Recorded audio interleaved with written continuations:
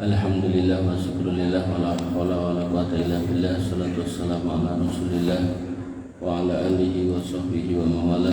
Bapak Ibu yang dirahmati Allah, alhamdulillah, puji syukur kita aturkan kehadirat Allah Subhanahu wa taala atas semua limpahan nikmat yang kita terima, sehingga kita masih berikan kemudahan langkah untuk mendatangi masjid, rumah di antara rumah-rumah Allah, dalam rangka untuk menguatkan lagi keimanan melalui sholat berjamaah yang dilanjutkan dengan majelis ilmu.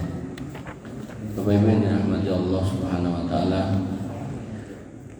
ada sebuah ungkapan yang menarik, bentar kalau carinya dulu, yang diucapkan oleh Al-Imam Al-Bukhari. Imam Al-Bukhari mengatakan dalam salah satu tulisannya, sebentar.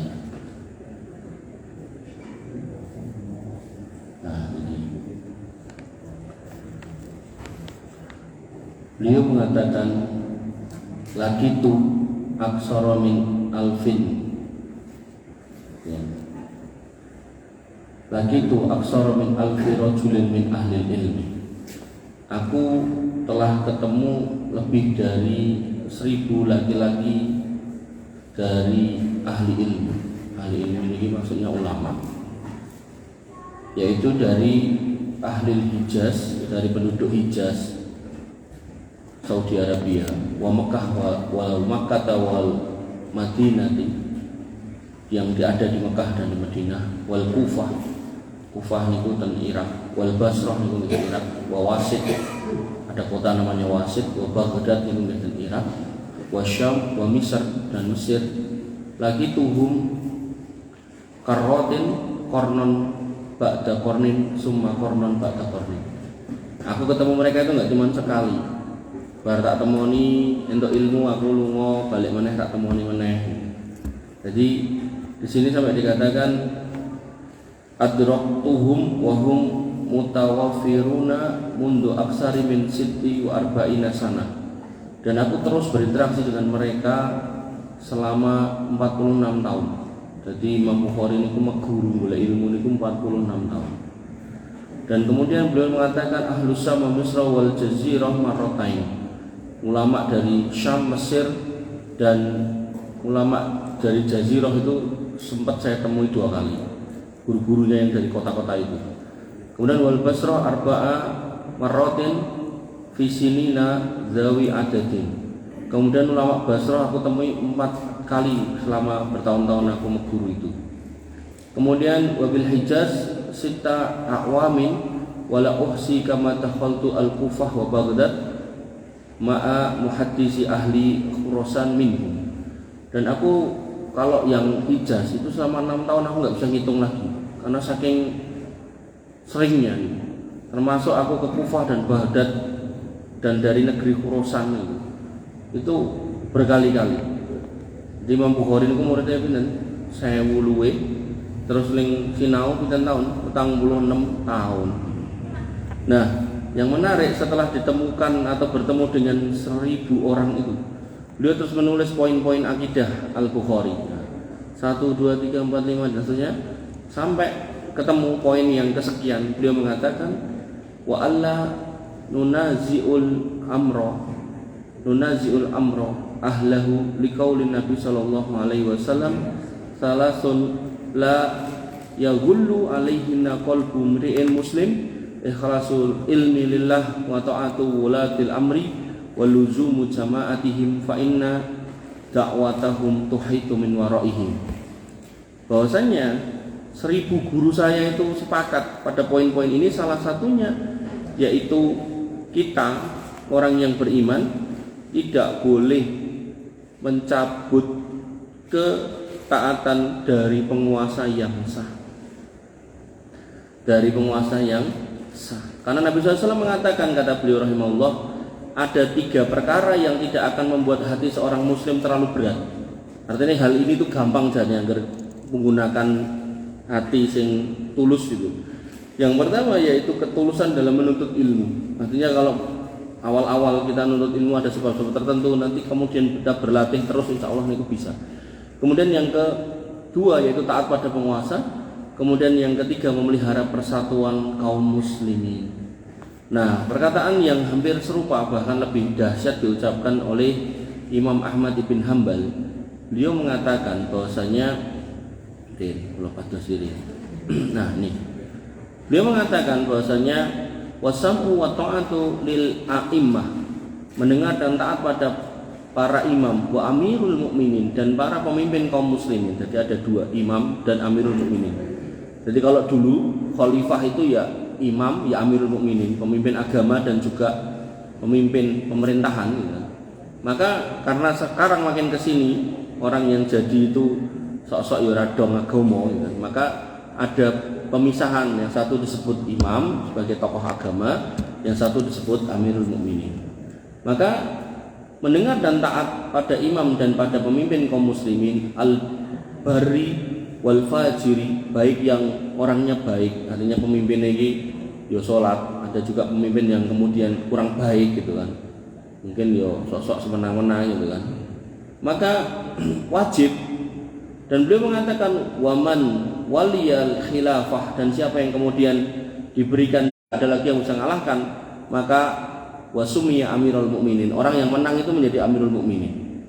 Sehingga kalau kemudian menggunakan kudeta saja bisa menjadi pemimpin, maka kalau lewat pemilu, walaupun pemilu itu bukan datang dari Islam ya, yang nggak pakai darah, kemudian naiklah seseorang menjadi penguasa muslimin. Makanya dalam konteks kontestasi politik yang baru jenengan jalani, saya nggak menyuruh nyoblos sinten mawon, artinya jenengan nyoblos nggih monggo, mboten nggih monggo, dan sudah terjadi toh.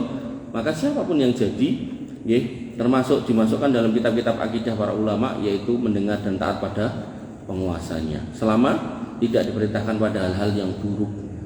Jadi selama aturannya itu baik, tidak bertentangan dengan Quran kali sunnah, maka seorang muslim harus manut. Contohnya apa? Contohnya misal warga Karanganyar wajib duwe KTP ngurus. Sing numpak motor wajib nganggo helm nggih. Sing ning dalan lampu merah mandek nggih mandek. Jadi apa yang menjadi aturan dari negara yang tidak bertentangan dengan syariat wajib diikuti oleh umat Islam.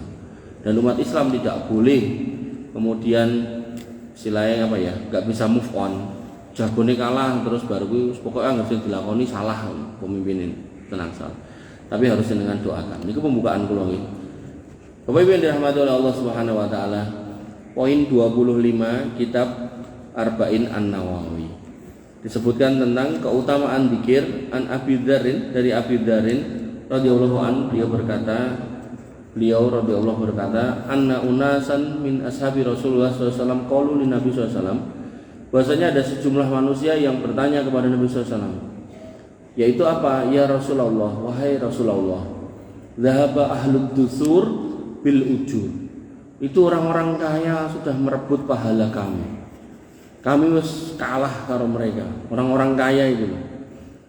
Apa kata orang-orang ini? Orang-orang ngeluh. Jadi kan dia ngeluh tentang orang kaya, maka logikanya dia boten kaya. Mereka mengatakan yusalluna kama nusolli. Mereka itu sholatnya kok ya padha kaya kami. Cara kami rajin, mereka ya rajin. Cara kami tambah rajin, mereka ya tambah rajin. Cara kami tahajud, mereka ya tahajud. Cara kami makmuman jamaah 5 waktu, mereka iya gitu. Kemudian wa yasumuna kama nasumu. Mereka puasa Ramadan, saya juga. Kami puasa Ramadan, mereka iya. Kami puasa sunnah, mereka iya gitu. Mereka puasa Senin Kemis, kami iya. Jadi orang-orang ngapun dan orang-orang nggak punya ini merasa kok aku ora iso ngalahke yo gitu. Kemudian wa yatasaddaquna bi fuduli amwalihim. Nah niki sing paling marak ngelus dodo. Mereka ngeluh salate kami diungguli atau disamai mereka, puasa kami diungguli atau disamai mereka. Parahnya untuk urusan sedekah, mereka punya kelebihan harta, mereka sedekah lah kami randuwe. Sok-sok ya malah R gitu, minus gitu. Maka mereka duwe luwihan, sok sedekah sana sini. Kami nyawang tok gitu kan. Mereka curhat ngoten niku. Nah, kemudian qala kata Nabi sallallahu alaihi wasallam, "Awalaisa qad ja'alallahu lakum ma tasaddaqun?" Apa kowe ora ngerti nek Gusti Allah ki ngekeki dalan sedekah iki akeh gitu. Jalannya itu banyak. Apa kata Nabi? Inna bikulli tasbihatin sedekah. Kowe nek gelem mendina tasbihmu kuwi sedekah. Tasbih niku napa, Pak? Napa, Pak? Subhanallah. Subhanallah tak entuk, subhanallah wa bihamdi ya entuk gitu kan. Kemudian dikatakan lagi bahwasanya wa kulli takbiratin sedekah. Takbirmu kuwi ya sedekah. Takbir pun takbir. Allahu Akbar. Nganggo walillahil hamd. Nek niku nggih takbiran, takbir mboten usah. Allahu Akbar, Allahu Akbar, Allahu Akbar. Wiritan niku. Nah, kemudian beliau juga mengatakan wa kulli tahmidin sedekah. Tahmidmu kuwi ya sedekah lho. Tahmid napa? Alhamdulillah. Rabbil alamin angsal mawon ajeng jangan tambahi. Alhamdulillahirabbil alamin. Alhamdulillah tok nggih entuk gitu kan. Nah, kemudian dikatakan lagi wa kulli tahlilatin sedekah. Tahlilmu kuwi ya sedekah. Tahlil napa tahlil? La ilaha illallah. Ning mboten sah ngangge lan tahlil tok. Ngangge lan kuwi dihubungke karo wong mati. Tahlil tok. Dadi jenengan tahlil karo masak tahlil entuk, karo ngenteni antri obat, antri dokter tahlil entuk, kalih nitih motor angsal, kalih nitih pesawat entuk, kalih nitih helikopter nggih mboten menapa. Nek kalih numpak jaran nggih hati-hati ngeceblok gitu. Wa kulli tahlilatin sedekah. Tur nggih namung lenggah tahlil la ilaha illallah. Boten kedah gawe bunderan kaya obat nyamuk, jingkrak-jingkrak, nganggo macem-macem apa muter-muter karo-karuan ngoten niku mboten nggih. Nabi enggak pernah ngajari ngoten niku. Nah, kemudian Nabi juga menyatakan lagi wa amrun bil ma'ruf sedekah. Kowe dina-dina ngajak-ajak sing apik-apik kuwi lho ya sedekah gitu. Kemudian wa nahyun an mungkarin sedekah. Nek kowe ndelok sing elek-elek mbok penging kuwi ya sedekah. Nahi mungkar. Bahasa agamane nahi mungkar ning basa Jawane ndelok sing elek-elek niku dipenging. Nek cah cilik weh nyolong peleme tanggane dipenging. Nek cah cilik napa numpak motor yak-yakan dipenging. Niku nggih sedekah. Nek cah cilik-cilik wis nyekeli botol karo sempoyongan dikandani ya niku nggih sedekah. Nanti ampun jumeneng mawon nek enten hal-hal yang mboten bener. Nomelih panjenengan sampun sepuh lan sesepuh gitu kan. Nah, napa malah sahur sepuh gitu. Nah, maka jenengan bertanggung jawab atas baiknya masyarakat. Jangan sampai cah nom-nom do mendem sing sepuh malah nyepake udut karo mejane gitu kan. Ampun, jenengan harus ngandani, ngasih tahu. Ning biyen-biyen tip-tipan gene nyepake ngoten pun biyen mawon, sakniki mboten usah. Jenengan nikahke anak terus nyepake pojokan, dikeki ciyu, dikeki macam-macam kacang panganan.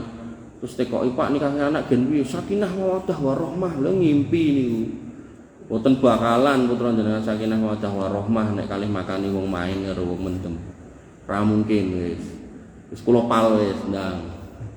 Tenan niku kula pun survei niku. Wong-wong sing nikahke putrane tapi karo ngopeni wong ra cetha-cetha ngoten niku ya omah-omahe ruwet niku. Nggih.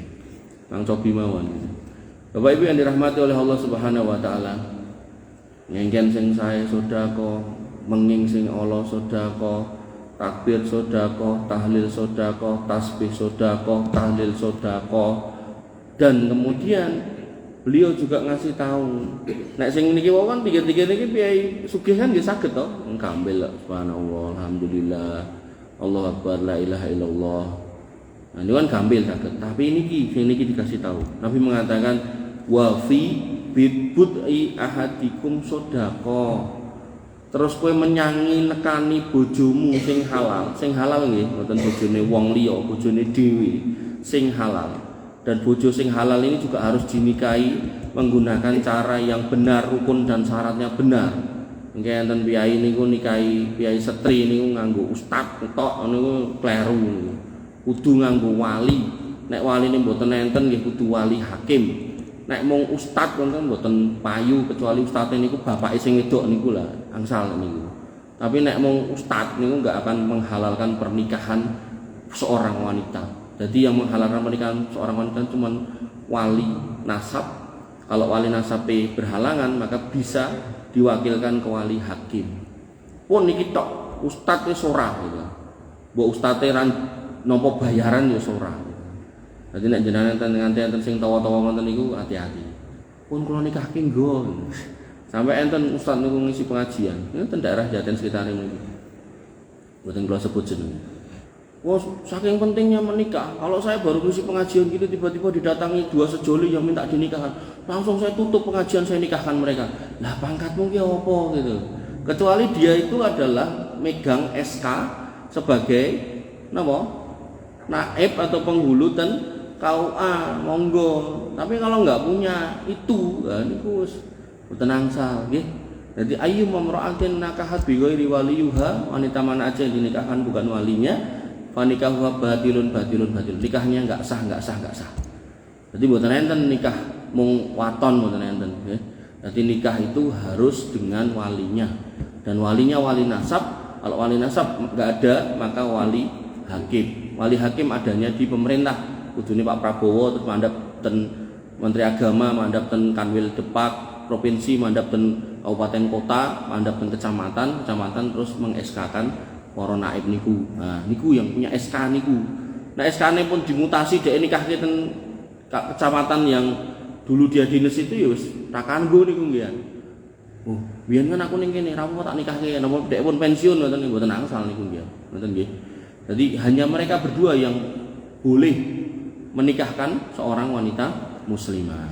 Nah, di sini dikatakan bahwasanya pada istrimu yang sah ketika kamu datangi itu juga bernilai sedekah. Nah, niki para sahabat ingkang mboten gadah yatra paribasane sing ra duwe ya protes gitu kan. Beliau mengatakan apa? Yaitu ya Rasulullah, wahai Rasulullah, ayati ahaduna sahwatahu wa yakunu lahu fiha ajrun. Napa nggih kula marani garwa kula terus kula selesaikan urusan syahwat kula niki terus bareng rampung entuk pahala. Nah, Nabi kemudian mengatakan ara'aitum law wada'aha fil haram akana alaihi fiha wizrun. Apa kowe ra dong nek misal kuwi mbok parake ning nggon dalan sing haram kowe ya entuk dosa gitu. Ora. Nggih gitu. Fakadzalika idza wada'aha fil halal kana lahu ajrun. Makane nek mbok dekek ning sing haram kowe entuk dosa, iki nek mbok dekek ning sing halal entuk pahala. Sehingga dalil ini bisa jenengan praktekkan ngapunten panjenengan yang dulu nggih pernah nom-nomane mendem gitu kan. Niku setiap teguknya itu dosa. Lah ketika panjenengan menghayati hadis niki angger neguk banyu gendeng niku selain marai gendeng ya marai dosa gitu kan. Maka ketika panjenengan sakniki nyedot niki banyu putih dengan pengarep-arep nek iki tak ombe ben aku ora ngombe ciu, maka setiap teguk jenengan teguk itu bernilai pahala. Termasuk jenengan ketika dahar daging ayam, ikan, kok sing halal-halal dengan niatan bahwasanya ben weteng kuwi isine barang halal ora cukup meneh nggo ngiseni barang haram, maka insya Allah setiap suap yang jenengan masukkan ten nawa mulut jenengan sampai akhirnya dugi padaran itu akan bernilai pahala. Sehingga orang-orang yang paham benar ini akan menjadi pengkhususan buat mereka yang ngapunten tadi, orang-orang yang gak kaya. Nek wong sugih kan biasanya pun kathah keluhan to sing diabetes, sing impoten macam-macam gitu kan. Nek orang duwe kan wis ra mantang wis. Makane kalau tadi napa salat iso diungguli, puasa iso diungguli, kemudian sedekah saya meneh, zikir wirid kok ya dioyak juga. Ya wis, urusan nekani bojo niki insyaallah piyai-piyai sing mboten gadah duit akeh niku sok akeh longgare gitu. Makane mangkerep-kerep nyedakahi garwane dhewe nggih gitu. Nah, sehingga orang yang paham tentang keutamaan ini, dia kemudian akan menyelesaikan semua urusannya di jalan-jalan yang halal, termasuk panjenengan yang tadi itu ketika mau makan mau minum rapopo sego putih karo greh tapi halal, insya Allah setiap butirin itu pahala, setiap tetesnya itu pahala. Maka orang-orang yang paham benar tentang hadis ini, dia akan berharap pahala dari setiap kebaikan, setiap barang halal yang dia masukkan. Dan Allah Subhanahu wa taala mengatakan dalam sebuah hadis qudsi, "Ma taqarraba ilayya 'abdin bi syai'in ahabba ilayya mimma aftaradtuhu alaihi."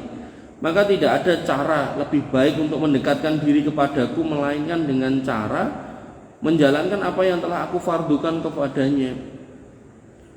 Jadi kalau ada orang sing tawa-tawa kowe nek pengen cedhak karo Gusti Allah, kowe waca selawat iki ning kuburan iki niku ngapusi.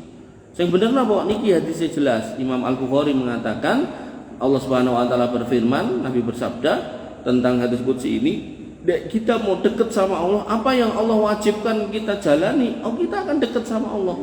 Makanya yang namanya Uwais Al-Qarni itu di masyarakat nggak dikenal, Pak, Bu, nggak terkenal. Bahkan meh jadi wong terkenal dia nggak mau. Tapi yang terjadi karena dia punya orang tua yang dia berbakti, kemudian dia melazimi masjid, kemudian di masjid dia sering serawung dengan orang dengan baik, maka setiap doa yang dia ucapkan mesti kabul, nggak pernah mentok, nggak pernah gelo. Sampai badannya yang penuh penyakit pun dia minta untuk disembuhkan, sembuh, dan dia pun minta lagi supaya disisokke, disisokke. Ini menunjukkan bahwasanya orang yang disebut waliullah itu mboten kudu keturunan tertentu, mboten kudu irunge dawa lan sak piturute, tapi kepada mereka semua yang kemudian mengamalkan kewajiban dalam agama dengan penuh keikhlasan lillahi ta'ala, insya Allah ada di posisi niku. Makanya ketika panjenengan ngertos nek mangan barang haram niku dilarang, mangan barang halal niku diperintahkan, kok setiap kali jenengan makan barang halal jenengan berharap pahala, lah insya Allah Allah akan mendekat kepada kita. Kalau Allah sudah mendekat, maka semua masalah hidup niku gampil pun ngoten.